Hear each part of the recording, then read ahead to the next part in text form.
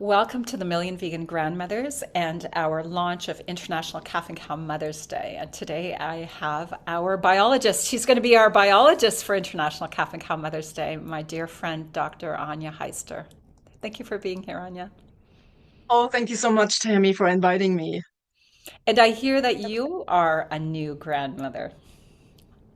I actually am. I can't believe it. So I don't have, excuse me, I don't have biological children myself, but my husband's son and wife just had a baby in last October, and his name is Vincent. So the little guy is now about 4 months old, and just being there shortly after the birth and just seeing him, seeing Vincent, how vulnerable and dependent he is, made me think a little bit more about the extraordinary importance of the mother-child bond.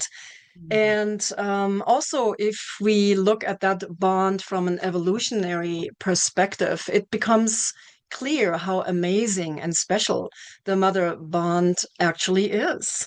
So, we can think of the mother-child bond as being much, much older than humanity, right? So it certainly does not begin with humans. It's far older than that. We have inherited that bond from other mammals, right? Mammals emerged about 200 million years ago. The defining feature of mammals, lactation, is in in and of itself a maternal innovation, right? And when we think about the importance of mother milk, containing nutrients, immune protection for the new one, for the new baby, hormonal signals, and microbiome seeding bacteria. Um, and then, it becomes so clear how essential mother's milk is. And through lactation, the mother actually also regulates her baby's development, the immune system, and literally survival. So, this is just to say the mother's milk is not simply nutrition. Um, it's actually an extension of the mother's body that bridges now individuals, two individual beings. So we can think of milk really as a bridge, and we can think of it as, and I think, Tammy, you had said something to this effect. We can think of milk as a promise to take care, to trust, to learn, to be protected, and just to get a good start in life. So, yeah, so like I said, the birth of my grandson has made me think about a lot of things, about the importance of that mother and child bond. Mhm. Thank you, Anja. And can you Yeah. tell the listeners a little bit about your textbook, your biology textbook that's in mainstream schools in in biology, is that right? Or is it biology and Hmm. ethics? It's in biology and ethics, in philosophy classes as well. The book is called, actually got it here, Beyond the North American Model of Wildlife Conservation, From Lethal to Compassionate Conservation. And it is basically about, hmm, it's a scientific and ethical critique of the worldview of the North American model of wildlife conservation that has created the lethal wildlife management that we have here in the United States, whereby hunting and trapping are the cornerstones of how wild animals are being managed. And this is how the relationship between us and wild animals are grounded in the view of, I always call it human supremacy. It's a supremacy view that state wildlife agencies operate in, and that is why animals are being hunted and trapped and killed at the tens of thousands every year.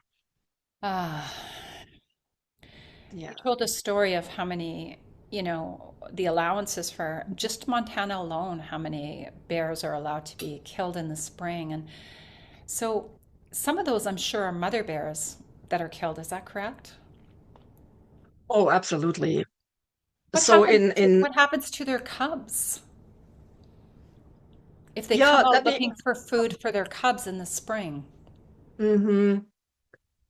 Let me just set the picture, the stage a little bit of what the situation is like here in Montana for bears and for other wild animals.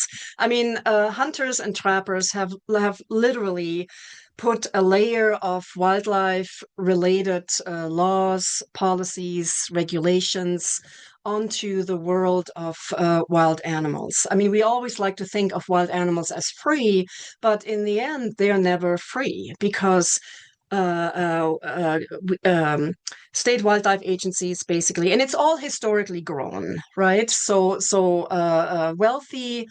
wealthy historic sport hunters like Teddy Roosevelt were involved in creating state wildlife agencies, commissions, and hunters basically created the lethal wildlife management for hunters and for trappers. Trappers have always been a little bit of a freeloaders of this whole process. But lethal wildlife management has been created by historic sport hunters for hunters. So that's the background. And that is also the reason why the public doesn't have we just can't break through this system. It's a walled up system. It's hunters have created walls around that lethal wildlife management, and the public is neither being asked. I mean, we are being asked to comment on hunting regulations, trapping regulations, but in the end, nobody listens to us, and especially nobody listens to us members of the public who want to see an end of trapping, of trophy hunting, hopefully of hunting altogether, and who want to protect animals. So that's the background. And in Montana, hunters kill about 1,600 bears every year. So there is spring bear hunt that starts in April, which is exactly the time when bears come out of their dens. The mother bears come out of the dens with their little ones, who by then are maybe a couple of months old, and the cubs are incapable of defending for themselves. You know, they completely depend on the mother. Sometimes the mother bears still have cubs in their dens that are completely dependent on the mother. So in general, chances for survival for these cubs depends on the age and the health of the cubs, and also of the time of the year that they might become orphans. So, for example, bear cubs orphaned in the spring, summer, during the spring bear hunt, for example, when the mother gets shot, these orphans may have a better chance of survival since there's more food available than cubs who become orphaned in the fall when we have the fall bear hunt. Oh, excuse me. And by the way, bears can be shot with rifles, guns, and bows and arrows. And so we've all seen images or have heard stories of mother bears fiercely defending their cubs in situations of danger, right? With good reason, because the mother bear is the only lifeline that her cubs have. And so with the mother, or without the mother, the bear cubs simply cannot survive. The bear cubs cannot survive. Again, from an evolutionary point of view, the mother-child bond is meant to be strong and to persist. It is not meant to be broken, right? And so when the mother gets shot, newborns have newborns up to 3 months old have maybe a few days, maybe to a week, maybe 2 weeks until they die. Wow. Older cubs of, yeah, I mean, it is Do they horrible. mostly starve to death? They do starve to death. Yeah, because their digestive system is completely adapted to their mother's milk, right? The newborns and the very young cubs, they have limited fat reserves. They cannot yet forage. They can't even leave the den, and they cannot keep themselves warm. That is what the mother does for them, right? And so cubs, when they're born at birth, bear cubs are actually incredibly small and also vulnerable. It's amazing to think about that. The newborn cubs are only weighing between 8 and 16 ounces. They're Oh, blind at birth. They have hardly any hair, and so they're completely dependent on their mother, and so yeah, again, when the mother gets shot, and it happens all the time, these cubs basically suffer from starvation, from dehydration, and from starvation. So again, it depends a little bit on the age of the cubs. Yeah, but newborn up to 3 months, they have no chance of survival without the mother. Older cubs of the year, so we're talking about cubs between 3 to 12 months, maybe. They still cannot survive without the mother. For them, the dehydration and the process of dying takes longer. They might survive up to a month, sometimes a little longer, but then they die. oh, Only how yearlings. horrible. Yeah, That's so only heartbreaking. yearlings. I know it is horrible, and nobody tracks that. That is one thing that breaks my heart every day when I think about it. What actually happens to these cubs in their dens, or when they're old enough to come out with the mother, let's say in the spring, and then the spring, excuse me, and then the hunters shoot them during the spring bear hunt. It is outrageous. So what happens? The mother comes out of the dens with her cubs, with her little small cubs. Um, and then after months of being in the den, the mother is hungry, right? So the only thing she can think of is food, getting her fat reserves filled up again. So the bear is not even thinking about any threats, any risks. She stashes her cubs maybe in trees or behind the bushes, or again, she leaves them in the den to be protected while she's out to forage, and then she gets shot. So only yearlings. So we're talking about cubs between 12 and 24 months. They have weeks to months to survive, and some survive, but any cubs younger than that will die. Oh, this is so heartbreaking. It's horrific. It is absolutely horrific. Horrific. Yeah. Yeah. What type of bears are these? Are they black bears and grizzlies or Mm.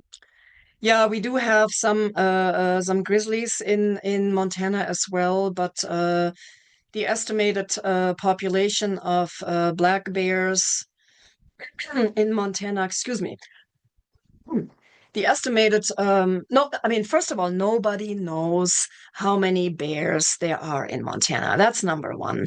Number two, there's only an estimate of how many bears there are in Montana, and estimates put the population between 13,000 and 17,000. But then you think about the fact that hunters over the last 2 years have, I think, well, if you think about 1,600 bears getting killed per year, and that's only the reported number, by the way, right?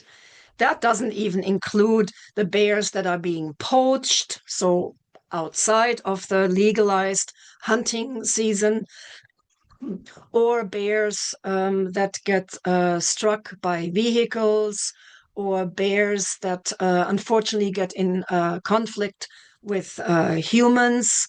And then the state wildlife agency comes in, and sometimes bear cubs, oftentimes the mother gets shot or gets euthanized. It's another euphemism for most of the time getting shot.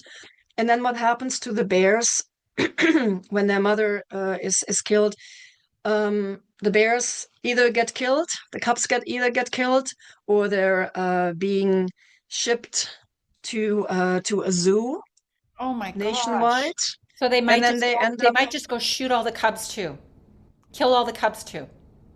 I believe sometimes when they are at an age where they are so-called already habituated, in other words, when they have already learned from the mother that humans are not to be feared, or that human developments, cities and urban areas are places for food, then they don't have a chance. I think they get either killed, or like I said, they get shipped to a zoo. To a The prison. whole thing, the whole problem, and this mortality of beautiful bears starts with the fact that we have state wildlife agencies that make money of selling the fate of these bears to those who want to kill them. That's where everything starts. If we had a management system or a conservation system, I would like to call it. We don't need to manage other species. We need to manage ourselves. That's another thing. We don't manage our own population, right? We always look at other animals' population, and then we say, oh, they need to be managed. There are way too many bears, or way too many pine martens, or way too many foxes, you name it. And then the justifications roll in. Oh, we need to control their populations. We need to shoot and kill and trap, so many per year. And it's outrageous. It is outrageous. It is. So yeah, that's where the problem starts. We have a lethal wildlife management where those where those people who make a living of selling out licenses, kill licenses, to hunters and trappers, and those who liked to kill wild animals benefit, and wild animals pay the price with their lives. And quite frankly, the public pays a certain price too, because we have no way of breaking through that system yet. Yeah. Yeah. Yeah. And And honestly, one thing I wanted to mention too, Tammy, is that um, nobody really tracks what happens to these cubs. So, and if we think about what the mother bear is. The mother bear is so much more than just someone providing food and nourishment to her children, right? She provides warmth. Again, the cubs in the first few weeks or even months, they cannot regulate their own body temperatures. And so they need the warmth of the mother.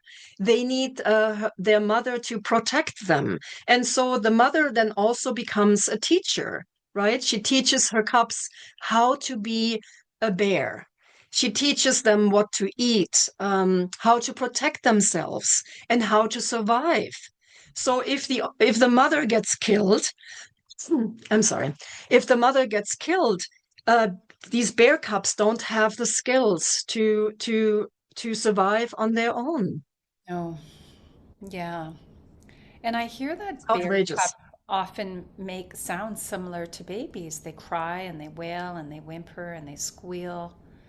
I mean, these sounds, I've heard that these sounds can resemble a human baby. Have you Yes. heard? Yeah.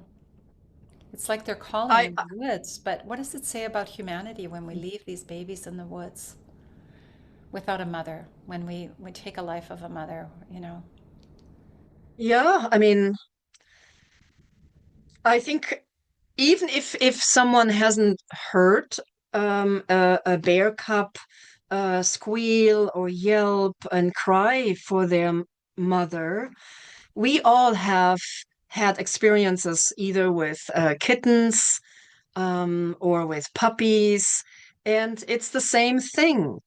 Um, when the mother is present, the mother also regulates the stress level in her children, which is crucial because if when the mother is gone, the stress level rises to significant heights, and that can sometimes have detrimental consequences for the development of the puppies or the pups or the bear cubs.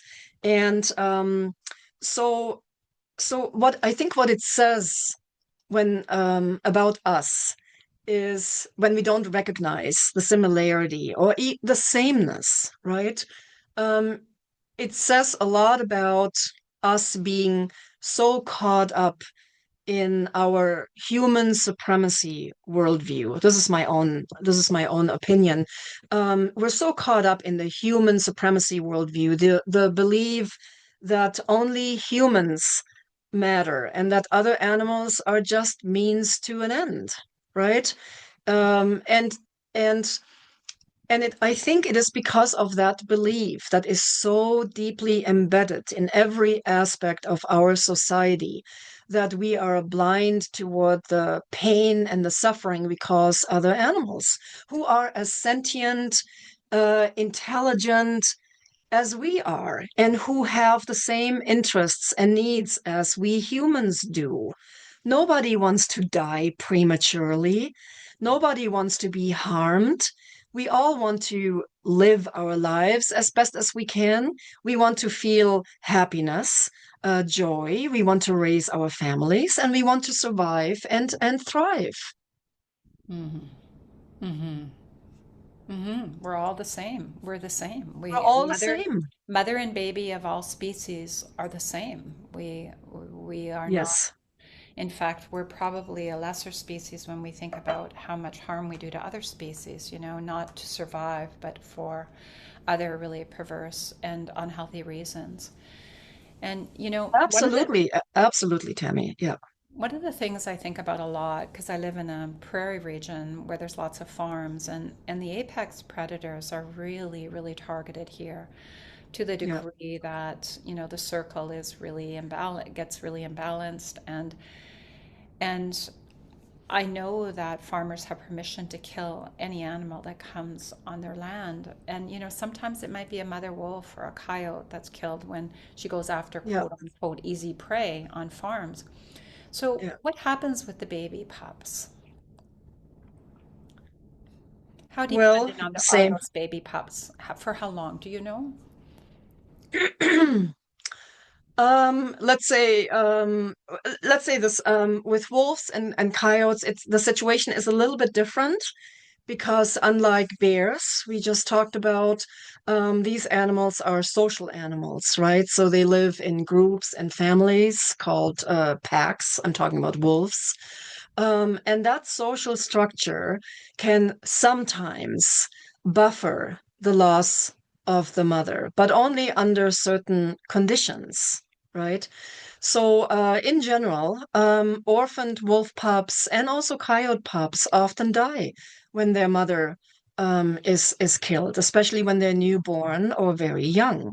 So um, if you think about how vulnerable, again, the newborns are.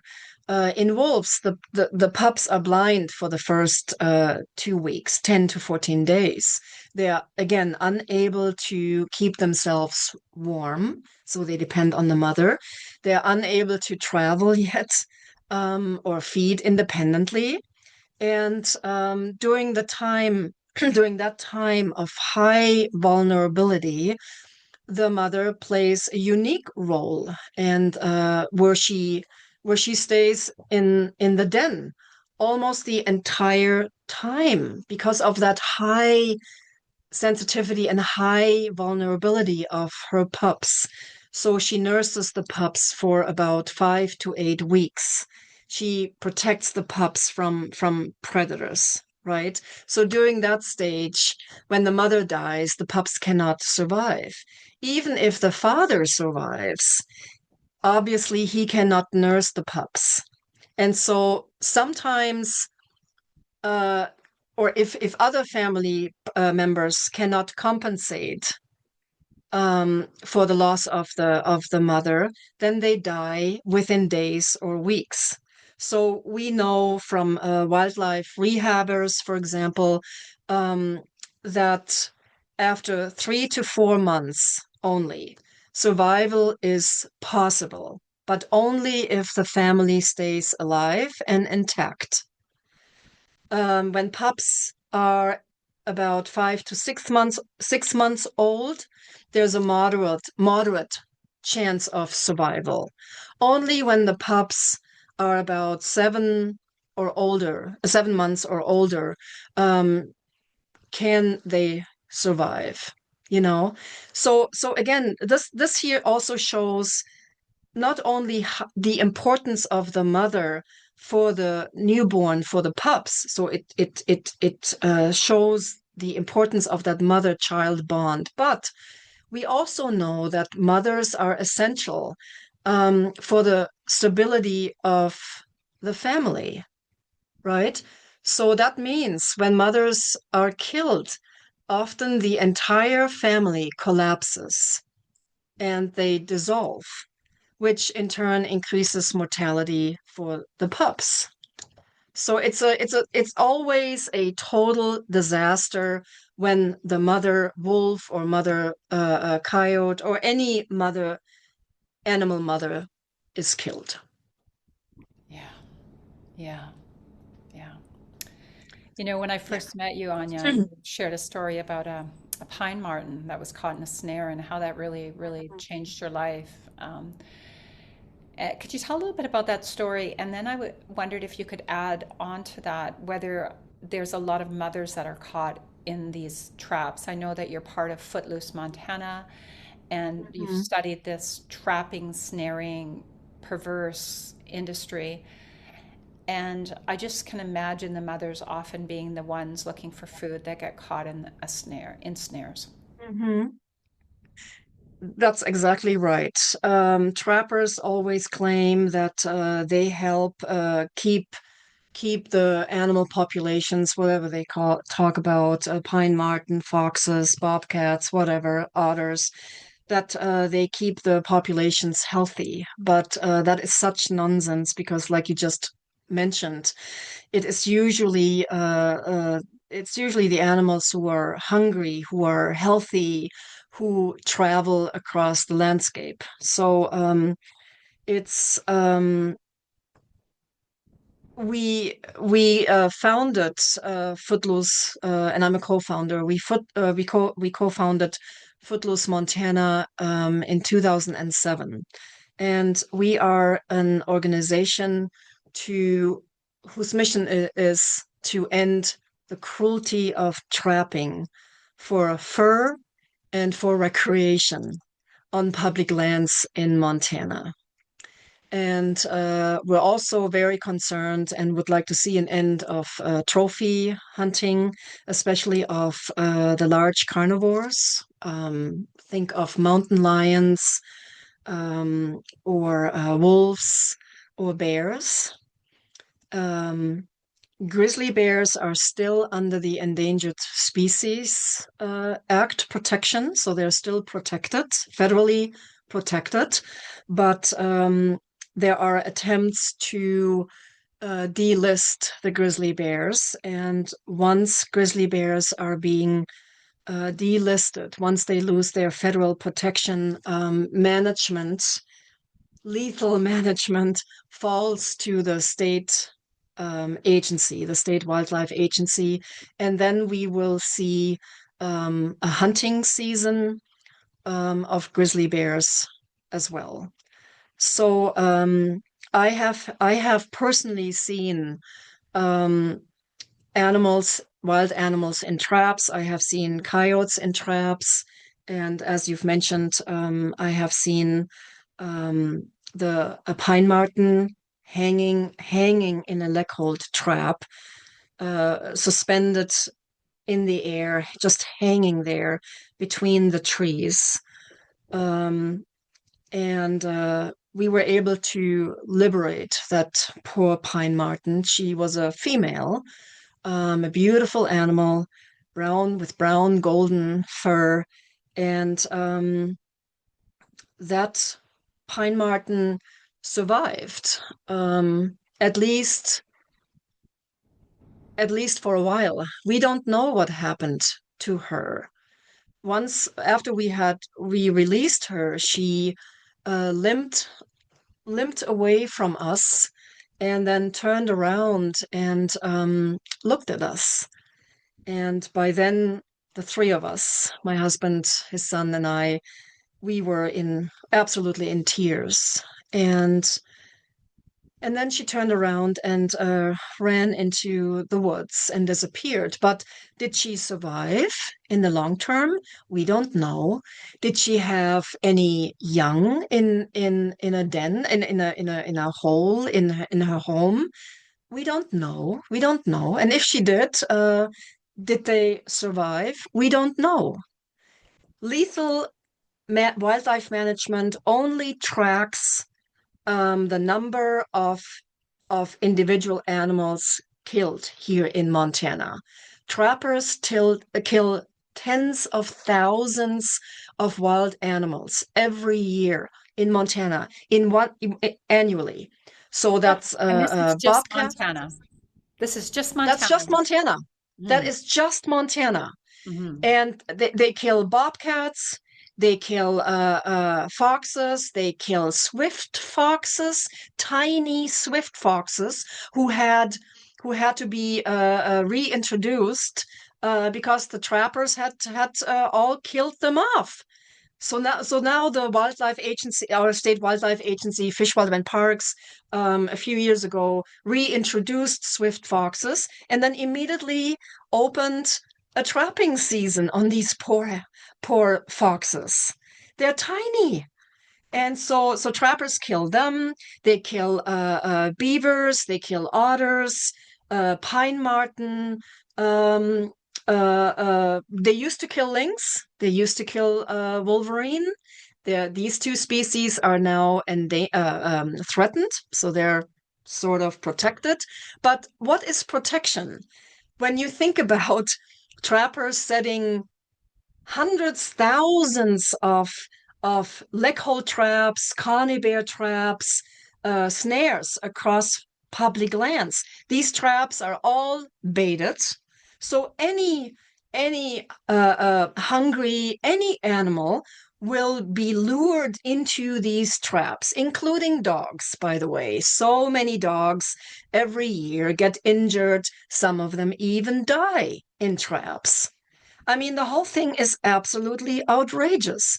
And I personally remember a few years ago, this is a few years ago, I had a contact in the Montana Houndsman Association. Houndsmen are people, mostly men, who chase mountain lions with their dogs, with a group of dogs. They're usually hounds, hence Houndsman Association. And this guy told me about a mountain lion mother who had been found strangled to death in a snare. So that the mother had the snare around her neck. She had a jelly head. That's the term of what happens to the head when all the blood and everything is being pushed into the head. So her head was enormous. She was standing up, leaning against the trunk of the tree, trying to survive for probably for a couple of days. Oh. And before she was strangled to death in that snare, she had two little cubs Oh. lying dead at her feet. Oh my And God. so this, I think, this is happening all the time. Every hunting season, every trapping season, cubs, well, mother animals die that way. They suffer in pain, in traps, in snares. They're getting shot left and right, and their little ones die with them. In the case of that mountain lion who was strangled to death, it was actually out in the open. So people started talking about it, and everyone was horrified. Yet that story never made it into the papers. It was never recorded. It was never, it never got the attention it deserves. And this is telling because it's being ignored. Yet Mm. it happens all the time. So I think as long as we don't see anything wrong with exploiting and killing other animals for the most frivolous reasons, including for meat, right? Including for hunting them for fun and trophies, including trapping them for recreation and fur, there will be no responsibility and there will be no accountability either. Everything is being swept under the rug. Ugh. Yeah. I mean, if these were human mothers and babies, would we accept this as management? No. I mean, clearly we would not. There would be an outcry of grotesque cruelty and violation of human rights. Rightfully so, right? Hmm. But the problem with human supremacy is that it leaves no room for empathy, compassion, and justice for other animals. In Mm. fact, we think that because other animals are only means to an end, that their pain and that their suffering and that they're dying even under the most brutal and cruelest conditions, in the end is justified for meeting human interests. Yeah, the bond's the same, the grief's the same, the suffering is Yeah, astronomical. And yeah. you talk about human supremacy. What else is going on? Why do we treat it differently? I just am perplexed about this. Well, I'm not so perplexed about it, to be honest, because for hundreds of years we've been told that we and only humans are so special. I mean, we are the species, the divine species. Only humans are being made in the image, or were made in the image of God, right? That's what religion tells us. That's the belief that even historic or ancient, or some of them, philosophers and scientists. Look at Aristotle, who ordered the world, the living world, hierarchically, and and on top of that hierarchy resides the human species. And then you go down that hierarchy, right? And there is for a long time that there is nothing. And then there are other animals, and then there are trees and plants, and then there are rocks and the soil. But we have come to believe, and this is a belief is so embedded in our education, in our culture, in our education, in our food behavior, in the arts. It's literally in the law. It's everywhere. And so we have a long history in believing that humans are special, divine, extraordinary, and we're the crown of evolution, when in fact, we're just one species among so many other species. Yes, we're special. We are very special, but so are other animal species. They're also very, very special. Yes, we are very intelligent in the evolutionary niche we are occupying, whatever that is. I think our place is in between species, but maybe that's a story for another day. But other animals are amazingly intelligent, capable. They're agents, and they want to live their lives the way they decide to live their lives. But we do not give them the rights, and we don't even see that they have the same interests and needs we have. Human supremacy, the main problem with human supremacy is, in addition to ordering the world hierarchically, yeah, with humans on top, is that it makes us blind to the needs and to the interests of other animals. Mm. And again, we have a long history in believing that we matter and other animals do not matter. Mm. Yeah. Yeah. So, where do we go from here, Anja? I think there are different ways. We need to break down the system of human supremacy. We need to break that down. And we need to speak up in my field, wildlife conservation. The public needs to realize what is going on. The public needs to realize that wildlife management is a grotesque way of showing up as human beings in the world. It's a model of a violent relationship between human beings and other wild animals. We need to break that system down. And I think the way we break that system down is we need to educate ourselves and look at with open eyes what's happening. We need to reject it.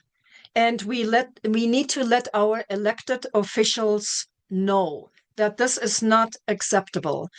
Killing tens of thousands of wild animals, in my case, through hunting and trapping for the most frivolous reasons, needs to end. The whole violence and cruelty against other animals, it needs to stop. We need to educate our officials, and then we need to vote the right people in. And I think that is one avenue, for making a change. Mm. There are other models out there. There is compassionate conservation. So we know we can be different. And I personally believe that, just another word of about human supremacy.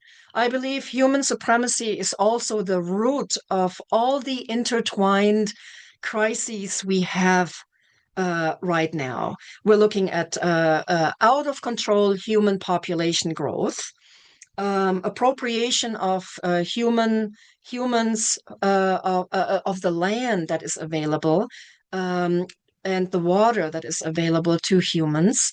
Um, Species extinction. We're going through a sixth species extinction. It's a major crisis. And we still continue killing wild animals left and right. And so, and on also, um, eating meat is in my book, a major crisis. Factory farms are a major crisis, not only because of the again grotesque brutality and cruelty with which animals are being treated, the cows, the pigs, the chickens, the turkeys, on especially on factory farms, And which their is the babies. model And their system, babies. The calves and taken their away at birth. babies. So not That's just right. meat, but That's right. dairy is liquid meat, and it's taking the Right. baby away, killing it right after birth, while the mother's still often licking the afterbirth if she's even allowed to keep her baby that long. Right. And Right. yeah, Right. the And then separation of all also these the animals. separation of these animals. And we all know how the mothers themselves cry. We were talking about puppies and kittens uh, uh, um, squealing and crying for their mother when their mother is being killed, right? But the vice versa, we also know that the mothers search for their babies, right? We know that they scream and that they grieve for days on end when their children are being taken away. We know all that. So so what I was going to say, the factory farms, we need to end factory farms. We need to end our reliance on meat eating behavior, not only because of the inherent cruelty, but also because of the contribution of the livestock industry to climate change, another crisis. So, in my view, and obviously, we need to end trapping and the trophy hunting and the killing of wild animals for frivolous reasons. Well, Anya, So, everything is pretty much trophy hunting because no one needs to kill an yes, animal anymore in this day and age to live. yes, There's so much food yes, available. So absolutely, so absolutely. everything And is trophy hunting. I personally absolutely agree. Hunters often try to justify killing, hunting, shooting animals. I don't even call it a hunting because it elevates the activity of just shooting animals. Um, but they often try to justify killing animals for food, you know. But first of all, if everyone would do what they do, if everyone would take up a gun, a rifle, and start shooting animals for food, there would be no animals left, right? And secondly, a lot of these guys, a lot of hunters who come up with this lame justification also eat meat coming from animals raised on factory farms and slaughtered. You know, so it's all a smoke screen for the public to get the public to approve of hunting, of shooting animals. Yeah. Yeah. So I think this is going to require a major spiritual awakening, and I see spirituality as a coming home, truly. And we were we were told in the religious texts to be the caretakers, not to be the murderers. And and the original instruction in Genesis 1:29 was that I give you every seed and fruit, and to the animals I give the grasses. So it is it was never the instruction. It was never the instruction to go kill. I from what I know, it was after the flood. The instruction was if you must. Well, nobody must kill right now. It is not. Nobody needs to kill anymore. That is just a basic truth. I can't think of too many Yep. cultures that are in a position that they have to kill. It's just become the culture and the tradition and the Yep. way to make a person feel more mighty. But how could it be more mighty when you have a gun? If you want to go and wrestle with a bear, go ahead. See who wins. If Yep. you want to go wrestle Yep. with a mountain lion to just really see who's mightier, go do it. Hmm. But a gun doesn't show any mightiness. No, no. Neither does a trap. I mean, hunters and trappers basically they use so much equipment, right? These days, they use military grade scopes and rifles, and they bait their traps, and they use calling devices, all to lure these wild animals, in front of their guns and rifles and bows and arrows, and lure them into the traps and snares. It's And all there is, trickery. by the way, it's trickery, it's betrayal, it's violence, it's cruelty, and it all happens under the smoke, behind the smoke screen of so-called fair chase.